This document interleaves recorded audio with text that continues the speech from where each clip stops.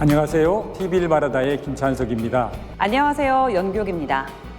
지난 6월 한국신문윤리위원회는 동물훈련사 강영욱 씨에 대한 폭로성 기사를 내보내며 강영욱 씨 측의 반론권을 전혀 보장하지 않은 머니투데이, 뉴스원, 중앙일보 등의 9개 언론사에 주의 제재를 내렸습니다. 해당 언론사들은 강영욱 씨가 운영하는 회사의 직원과 전 직원들이 올린 회사 리뷰와 또 폭로성 댓글을 소개하는 기사를 보도하면서 당사자인 강영욱 씨 측의 해명이나 반응은 전혀 보도하지 않았는데요. 한국신문윤리위원회는 심의 결정 이유를 특정인에 대해 일방적으로 비난하는 기사에 반론권을 보장하지 않는 것은 기사의 공정성과 형평성을 해칠 수 있고 언론의 신뢰를 훼손할 수 있다고 밝혔습니다. 이번 한국신문윤리위원회의 제재를 받은 기사들은 반론권을 보장하지 않은 편파적 기사였으며 인터넷에 올라온 댓글들을 그대로 받아 쓴 기사였고 이로 인해 사실관계가 확인되지 않은 내용을 담은 기사이기도 했습니다. 어떻게 이렇게 한 기사에 언론 수용자가 생각하는 우리나라 언론의 가장 큰 문제점을 골고루 담아낼 수 있었는지 정말 놀라운 일입니다. TV를 말하다 지금 시작하겠습니다.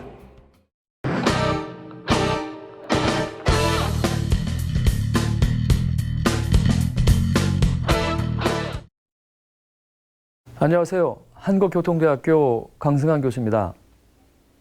지난 방송 시간에는 새로운 인공지능인 GPT-4.5에 대해서 말씀드렸는데요. 다양한 영역에서 인공지능이 무수하게 나타나고 있습니다. 최근 신문의 한 기사에서 강원 지원방송이 주말 뉴스 AI 앵커를 도입했다는 내용을 보도했습니다. 실제 기자를 모티프로 하고 있고요. 강원도 내에서는 첫 도입이라고 합니다. 앞으로는 기사 작성이나 뉴스 운행 등 인공지능을 더 적극적으로 활용할 계획이라고 하는데요. 이러한 입장과는 다르게 뉴스의 질을 떨어뜨릴 것이라는 지역 민영방송 노조의 반대 또한 만만치 않습니다. 지난 3월 CJB 청주방송이 지역방송 최초로 AI 뉴스를 도입했고요. 제주방송과 지원방송도 이에 합류하고 있는 상황입니다. 이렇게 인건비 절약과 생산성 향상이라는 거부하기 힘든 흐름 속에서 뉴스의 질을 어떻게 담보할 것인가 하는 가장 큰 과제가 이제 언론인 앞에 던져져 있습니다. 그래서 오늘은 한 발짝 더 가까워진 인공지능 미디어 시대에 저널리즘과 기자의 역할에 대해서 알아보겠습니다. 먼저 AI는 방대한 양의 데이터를 빠르게 처리할 수는 있지만 미묘한 윤리적인 판단을 내리는 능력은 부족합니다. 따라서 기자의 윤리적인 판단과 책임은 더욱 커진다고 하겠습니다. 그리고 AI는 방대한 양의 데이터를 참조하는 데 도움을 줄 수는 있지만 출처를 파악하고 정보의 맥락을 파악하고 진실과 거짓을 식별하려는 기자의 판단은 필수적입니다. 따라서 진실을 향한 직관적이며 비판적인 사고는 더욱 중요해지고 있습니다. 더불어서 포괄적이고 통찰력 있는 관점을 제시하는 역할 또한 더욱 중요한데요. AI는 데이터를 분석하고 패턴을 빠르게 식별할 수는 있지만 맥락적인 이해와 분석의 깊이가 부족한 경우가 많습니다. 따라서 기자는 더 포괄적이고 통찰력 있는 관점을 제공할 수 있어야 합니다. 또한 기자의 감성지능과 공감 능력 또한 빼놓을 수 없는 역량이겠지요. 기자는 취재하는 기사의 주제와 연관해서 사람의 감정과 미묘함을 포착할 수 있습니다. 이러한 공감의 능력은 시청자의 관심을 끌고 감동을 주는 설득력 있는 스토리를 만드는 데 중요합니다. 따라서 기자는 스토리텔링 방법을 개발하고 기사의 창의성과 독창성을 부여해서 눈에 띄는 독특한 내러티브를 시도해 보기를 바랍니다. 끝으로 사회적인 약자를 옹호하고 그들의 목소리를 대변하는 일에도 더 관심을 기울여야겠죠. 이렇게 인공지능 시대에 더 중요하게 요구되는 기자의 역할을 기억하면서 지난 6월에 방송된 뉴스를 분석해 보았습니다. 지난 보도에서는 반려동물을 포함한 동물의 권리에 관한 보도가 특히 눈에 띄었습니다. 6월 3일 자연으로 돌아갈 수 없는 동물을 다룬 동물을 위한 동물원 생츄어리를 꿈꾸다와 청주시 멸종위기 야생동물 물장군 35상 방사를 시작으로 해서 6월 9일 충북도 의회 반려동물 문화조성 조례 추진, 6월 11일 생명 존중의 정신을 강조하는 내용의 청주동물원의 야생동물 보존센터 건립에 관한 보도를, 그리고 6월 26일에는 임신한 고양이까지 중성화 수술, 병원은 몰랐다에서는 동물보호법 시행규칙을 위반한 사례를 보도합니다. 임신 중기 이상의 암컷 고양이 80여 마리를 대상으로 중성화 수술을 한 실태를 고발합니다. 청주시에서 길고양이 한 마리당 중성화 지원금 22만 원을 지급하는 제도를 악용하는 사례를 보여주었습니다. 끝으로 6월 27일 고향사랑 지정기부로 유기 학대 동물을 구조하고 보호하는 지원 사업에 관한 하동군의 사례를 보도합니다.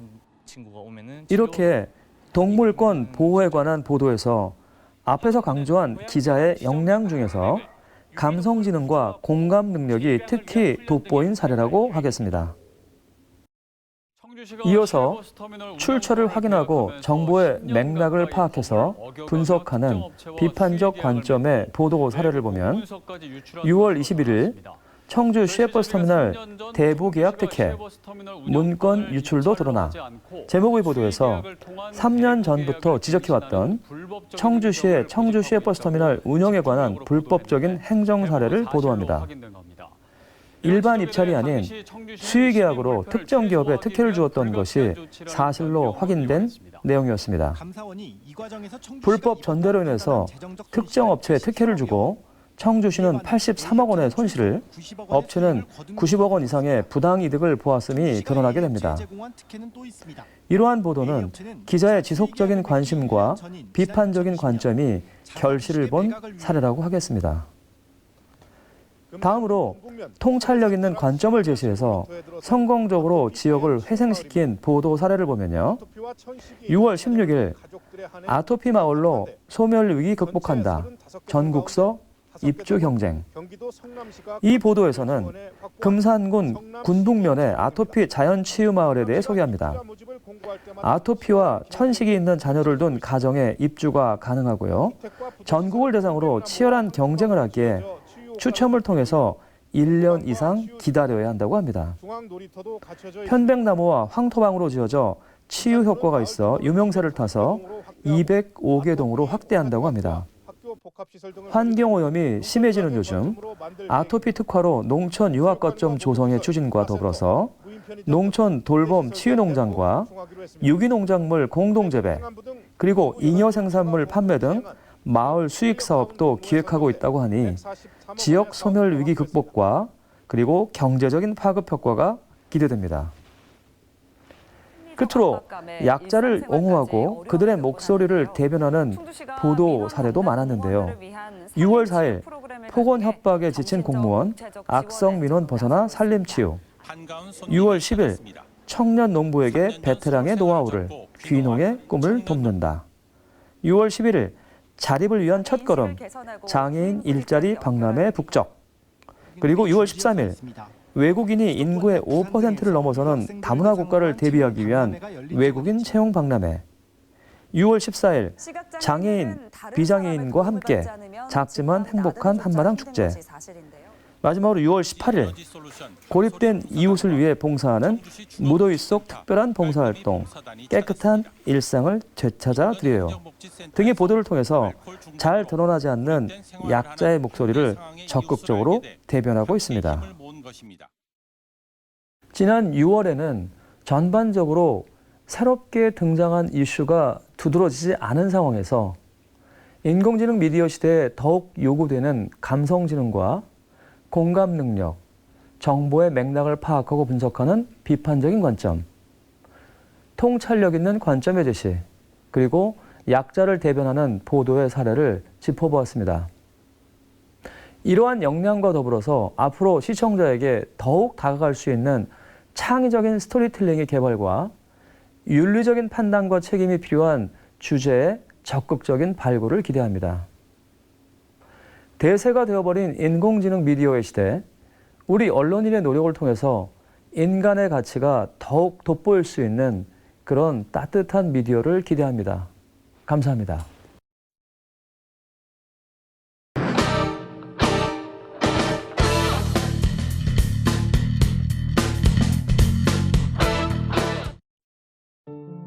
최근 들어 생물 다양성에 대한 이야기를 자주 듣게 되는데요.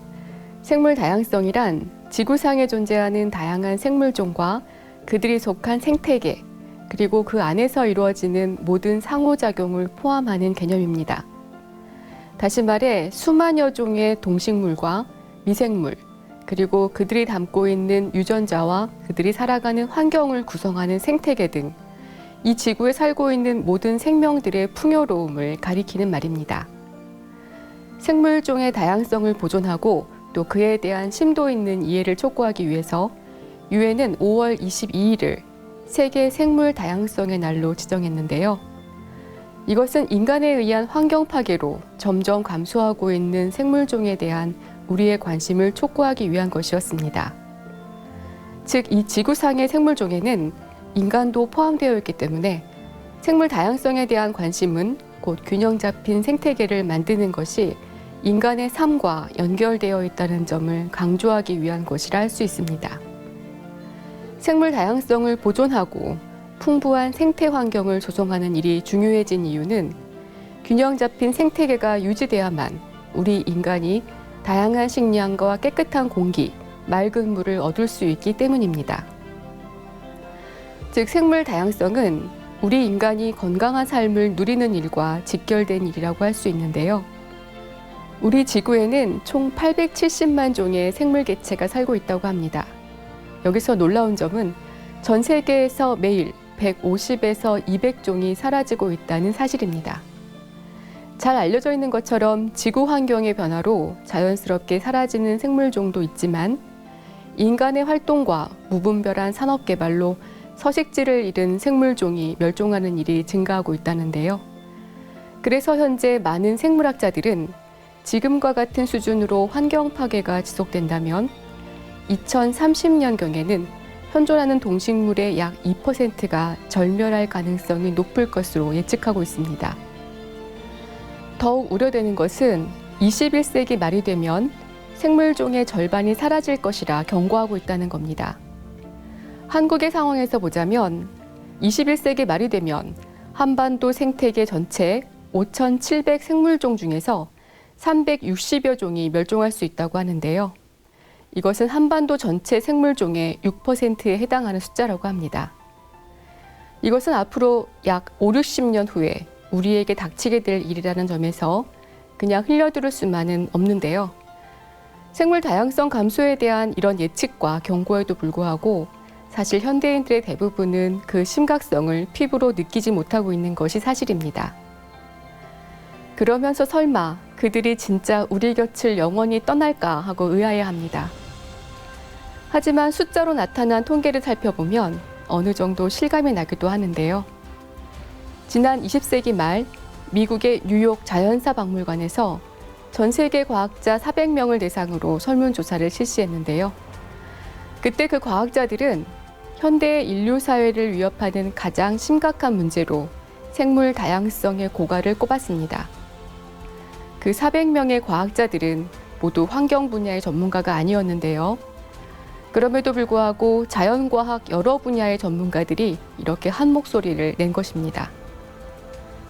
이쯤 되면 생물 다양성의 감소로 인해 우리 인간의 삶이 큰 위기에 봉착해 있다는 사실이 조금은 느껴지실 텐데요. 지난 2010년은 유엔이 정한 생물 다양성의 해였습니다. 하지만 그로부터 14년이 지난 지금까지 유의미한 변화가 없었다고 하는데요. 지구온난화가 가져온 기후위기와 함께 생물 다양성의 감소가 우리 삶을 위협하는 문제라는 점을 깨닫는 일이 소중해진 것은 바로 이 때문입니다. 이와 관련하여 지난 6월 21일에 방송된 테마 스페셜 지구의 여행자는 점점 사라지거나 지구 환경 변화로 인해 새로운 생태계를 만들어가는 철새가 인간과 공존하기 위해 우리는 어떤 점을 인식해야 하고 또 우리에게 필요한 것이 무엇인가를 알려주는 소중한 메시지를 전달해 주어서 눈길을 끌었습니다.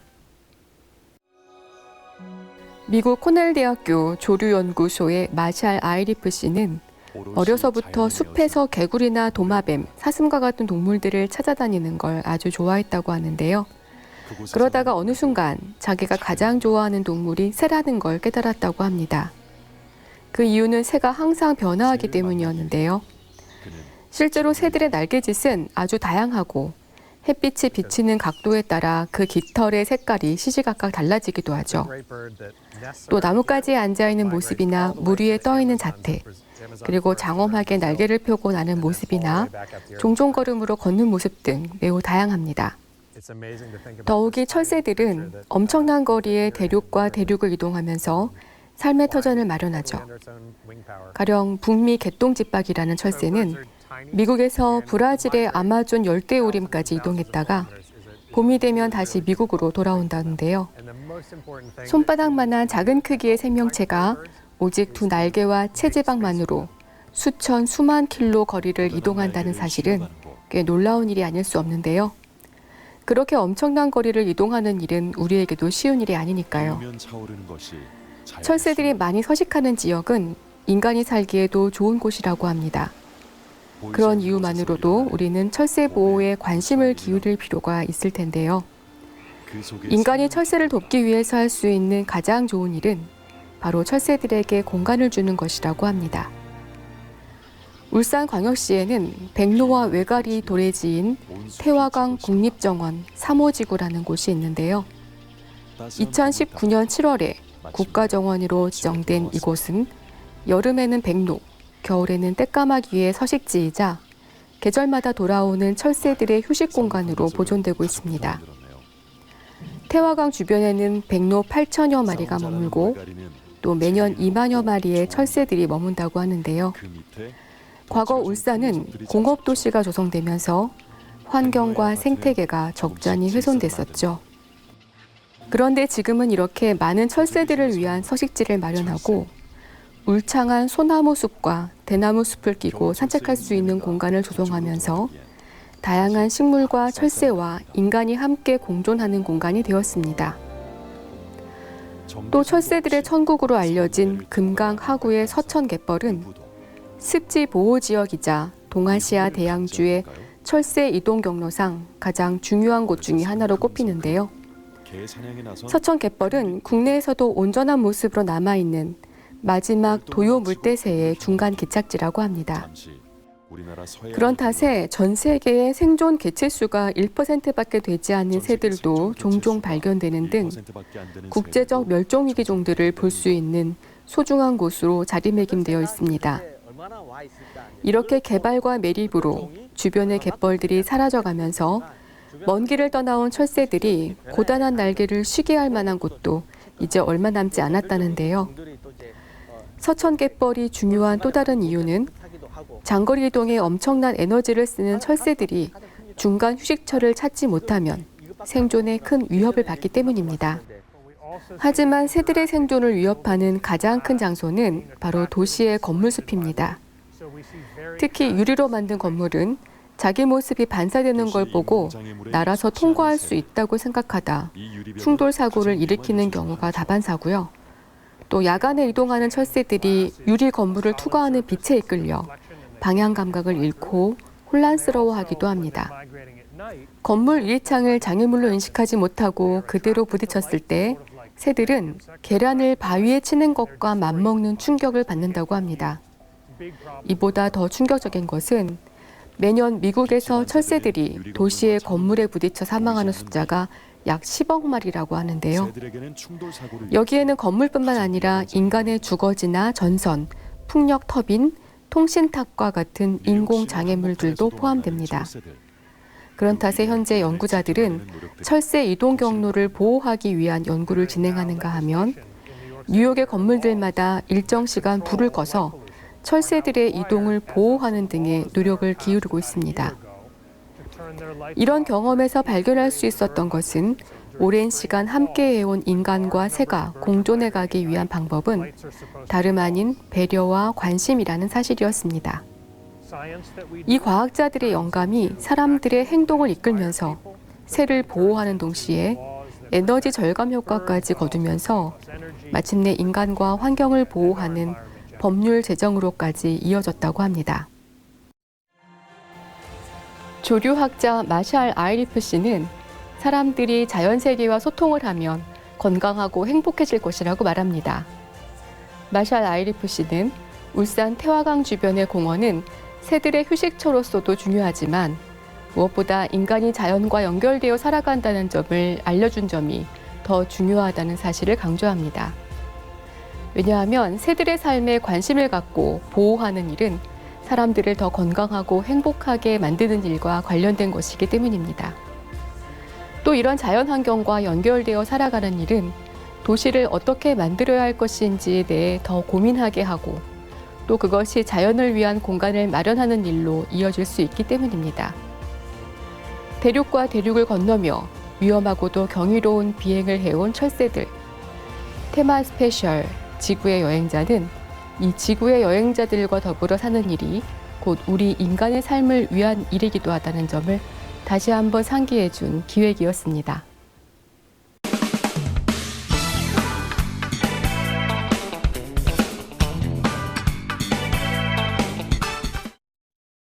TV를 말하다 플러스 CJB 시청자 비평입니다.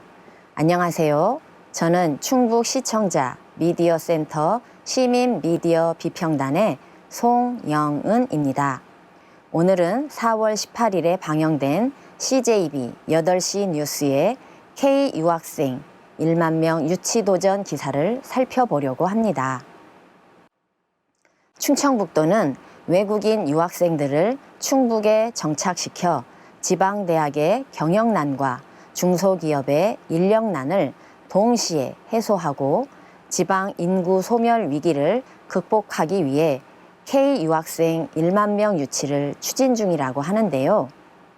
현재 인구 감소로 인한 다양한 사회 문제가 대두되는 시점에서 이를 해결할 방안이 될 수 있을지 궁금해하며 뉴스를 시청했습니다. 뉴스는 우즈베키스탄의 한국어학원에서 김영환 지사와 충북 도내 3개 대학 관계자가 충북형 K 유학생 제도 설명회를 개최했다는 소식으로 시작했습니다. 이후 충북형 K 유학생 제도에 대한 간략한 설명과 함께 유학생이 어학연수 비자를 받기 위해서는 최대 1,600만 원의 재정 보증금이 필요한데 입국만 되면 일자리를 제공받아 학비 이상의 금액을 마련할 수 있는 만큼 충청북도가 법무부에 비자 발급 요건을 완화해달라고 지속적으로 건의 중이라는 소식, 그리고 K 유학생 제도가 어느 정도의 성과를 나타낼지 관심을 끌고 있다는 얘기로 기사를 마무리했습니다. 기사는 충북형 K 유학생 제도가 잘 정착된다면 지역대학의 학생 확보와 기업체의 구인난 해결에 큰 도움이 될 것이라는 반가운 소식이었지만 보도 내용 중 비자 발급 요건과 관련하여 유학생 1만 명 유치를 위해 제도 완화를 건의 중이라는 충청북도의 입장을 무비판적으로 전달한 부분은 다소 의아한 측면이 있었습니다. 비슷한 시기였던 5월 KBS의 보도 같은 경우 유학생 입국 규제 완화는 여러 가지 사회적 문제가 발생할 우려가 있으므로 신중할 수밖에 없다는 법무부의 입장을 함께 전달해 CJB의 보도와 더욱 대조적으로 느껴지기도 했습니다. 또한 비자 발급 요건이 충청북도의 요청대로 완화된다고 하더라도 갑작스럽게 많아진 충청북도 내의 유학생에게 지역에서 생활하기 위한 기본적인 정보를 안내해줄 국제교류 담당자, 유학생을 지원할 지원센터, 등은 충분히 준비되어 있는 상황인지도 의문이 남았습니다. 유학생이 지역사회의 일원으로 정착하기 위해서는 이를 돕는 프로그램 개발과 제도화가 선행되어야 충북에 잘 적응하여 학업과 일을 병행할 수 있을 것입니다. 그러나 충북형 K-유학생 제도에 대한 첫 보도가 이뤄진 1월부터 지금까지 반년이 넘게 지났음에도 이러한 점을 짚어보는 보도가 단 한 건도 없다는 점은 크게 아쉬운 부분이었습니다. 단순히 2026년까지 도내 외국인 유학생 수를 1만 명으로 늘리겠다는 양적 성장과 도정 홍보에만 보도에 초점이 맞춰지는 것이 아니라 K-유학생을 충북 지역 사회의 구성원으로 만들기 위해 지자체와 기업, 대학은 어떻게 노력하고 있는지, 또한 제도의 안착을 위해 유학생을 지원할 지원센터, 유학생 지원 프로그램의 논의와 개발은 어느 정도 준비되었는지를 공론화하는 보도가 지금이라도 상세히 이루어지길 바랍니다. 그래서 좋은 취지의 제도를 잘 준비하여 충북 도민과 K-유학생의 관심을 유도하는 보도로 이어지길 바라며 이상 TV를 말하다 플러스 CJB 시청자 비평을 마칩니다. 무더운 여름 폭염과 폭우가 번갈아가면서 우리를 찾아오고 있는데요. 이 변덕스러운 날씨 탓에 바깥 활동에 제약이 많은 요즘입니다. 이럴 때 우리 주변에 가까운 문화공간에 들러보시는 건 어떨까요? 청주 시립미술관에서는 9월 29일까지 통합 청주시 10주년 기념전 청주 가는 길 강익중과 시민참여 실감 미디어 아트전 청주의 뜬 달, 그리고 기획전 윤형근 담담하게를 진행하고 있습니다. 시청자 여러분의 마음의 양식이 되어줄 이번 기획전에 많은 관심을 바라며 7월 TV를 말하다를 마칩니다. 저희는 8월 세 번째 토요일에 다시 찾아뵙도록 하겠습니다. 시청해주신 여러분 고맙습니다.